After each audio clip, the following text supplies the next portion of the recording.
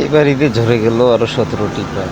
আপনারা দেখতে পাচ্ছেন যে এ, 3টি গাড়ি এখানে অ্যাক্সিডেন্ট হয়েছে। তার মধ্যে ট্রাক ছিল এটি ছিল একদম খালি গাড়ি, আর বাদ বাকি 2টি প্রাইভেট কার। এই যে দেখতে পাচ্ছেন আপনারা গাড়িটির নাম্বার প্লেট। তো সামনে এই যে দেখা যাচ্ছে আরও একটি প্রাইভেট কার পড়ে গেছে খাদের নিচে। মূলত ওই গাড়িটিকে বাঁচাতে গিয়ে এই 2টি গাড়ি সংঘর্ষে বাজে। একটি গাড়ির সঙ্গে ধাক্কা খেয়ে আরেকটি গাড়ি যখন আসে বিপরীত দিক থেকে, তো ওই গাড়িটির সঙ্গে লেগে যায়।